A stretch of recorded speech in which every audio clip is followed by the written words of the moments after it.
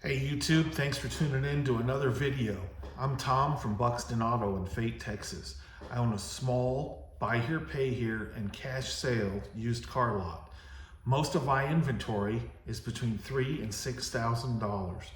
Because of that, I have an astute knowledge of what car buyers are looking for first-time cars and what the best first-time buyer cars are, either for your child who's of driving age or high school or going to college, or maybe it's just a second car for the family. I have a few assumptions about this. One, I'm looking at cars that are $5,000 or less, and you have to know these are going to be cars that are over 100,000 miles, maybe 150,000 miles. That's the criteria we're going to be talking about. If you wouldn't mind, I'd love to have a like and subscribe from you to follow my channel. I do two types of things on my channel. One, the cars that we're selling, I usually have a walk around video about so you can get an idea of exactly what you're going to be looking at. Two, I put up videos about car titles, buying cars, selling cars, problems with cars, bonded titles, personal sales, things that people need to know, things that people that maybe moved to Texas need to know about how our system works. But in this case, this video is good nationally because these are cars that are going to work no matter what. So take a second, smash the like, the subscribe. If you want the little notification to tell you when I've posted a new video, hit that little bell at the bottom and let's get going.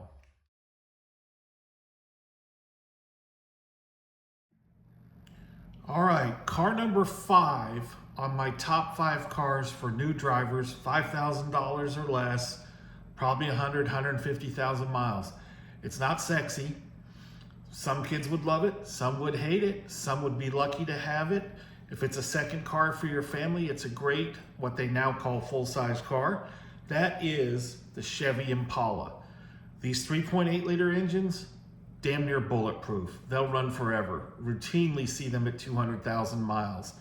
It's basically a full-size car for what they call full-size now. You can get them set up to hold 6 people if it's going to be a family car, 3 in the back, 3 in front. They have a sportier model with a center console in the front that sits 5. They have them all the way up to their LTZ package, which is leather interior, satellite radio, a sunroof. Looks nice, they drive nice, they last a long time. I sold one of these with 250,000 miles on it. The customer was happy to get it. So, Chevrolet Impala is number 5. Can't believe it, can you?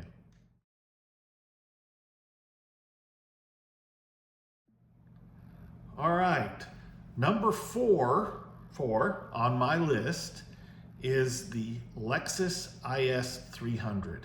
Now, it's a Lexus, which means it might cost a little bit more.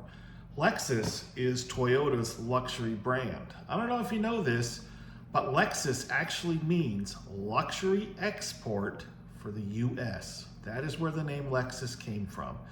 And it is a Toyota, so it has Toyota longevity. They're going to have leather seats. They might have a sunroof. They're going to have lots of frills and options.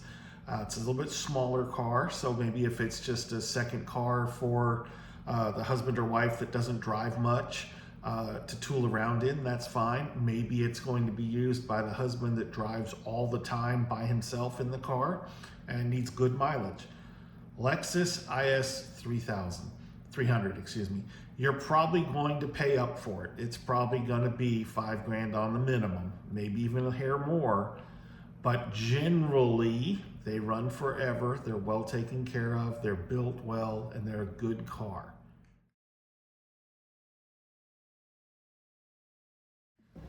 All right, this one might actually be the steal on this list because a lot of people don't know this. I've sold 3 or 4 of them. They always sell well. And once I tell the story as to why they're a good car, people are excited. Man, I'm not real smart, am I? Number 3 on my list is the Pontiac Vibe. Now, what's a Pontiac Vibe? Pontiac's out of business. Pontiac makes them cheap throwaway cars. Oh yeah, and they also had the Trans Am. But let me tell you about the Pontiac Vibe. Pontiac, trying to find a reliable economy car that they could sell in the US, partnered with Toyota. That's right. This car is actually a Toyota in disguise. If you look at the Pontiac Vibe and the Toyota Matrix, you will see they are identical except for the badging. What does that mean to you? Well, if you find a Pontiac Vibe, a lot of people don't know that it's actually a Toyota Matrix. So even though Pontiac is long gone and Pontiac is not the best vehicle out there as a rule, you can get you a Pontiac Vibe. Parts are plentiful, Toyota reliability. It's a small car. It is small. It has 5 seat belts, but it's good for 4 people. Good car for your kid to have as a first car.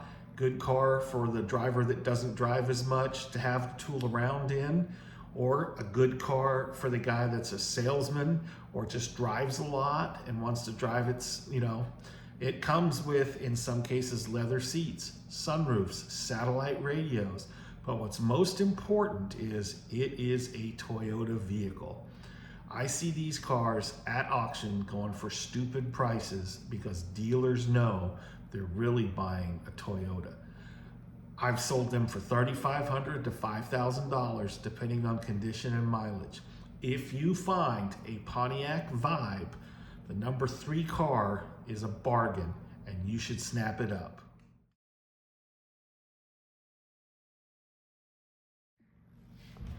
The thing about these lists is everybody has their list, their opinion, their reasons why it's a good car, it's a bad car, or whatever.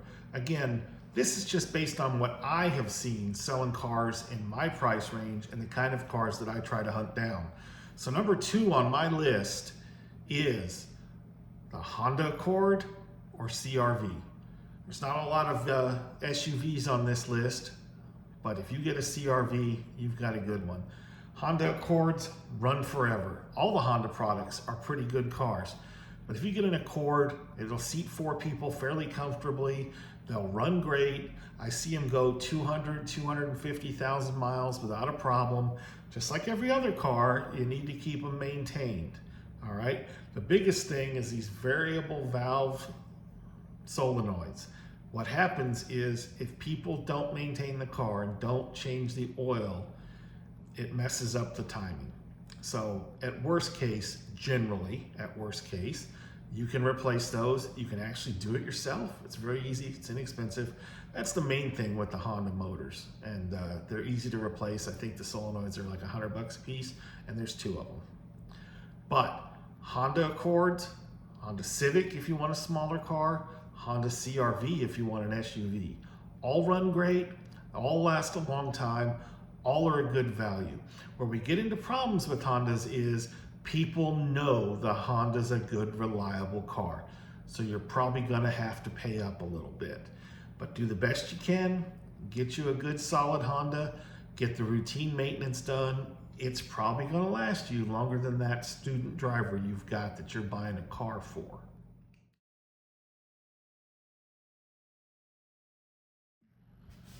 All right, guys, I bet number 1 is not coming as a surprise to you. That would be the Toyota Camry or Corolla. Yep, Toyota.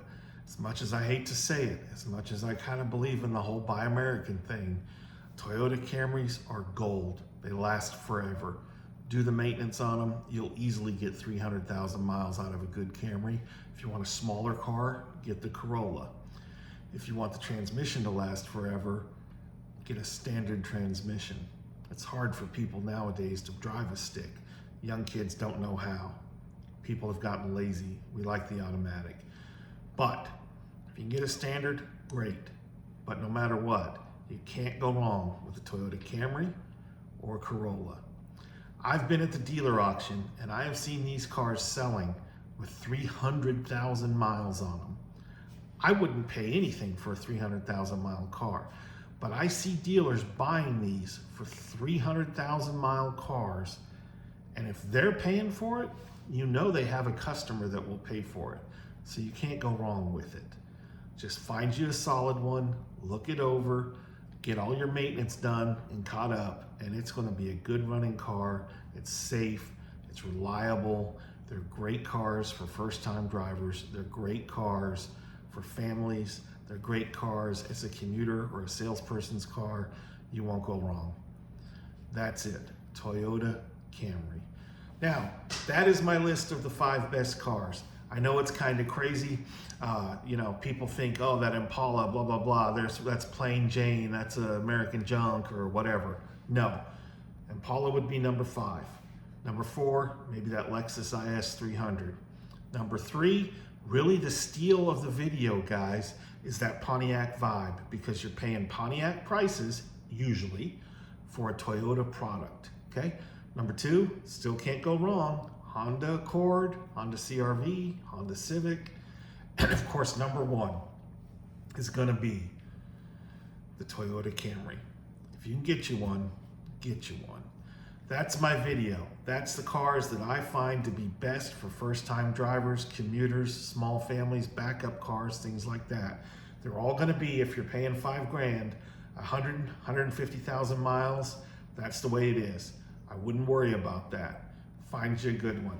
If you thought this was useful information or you just think I'm a fat, dumb son of a bitch that doesn't know what he's talking about, leave me a like and a subscribe, maybe a comment down below. I appreciate it. I do my best to answer all of those. I'll have some more videos coming out soon, and I appreciate you watching this far.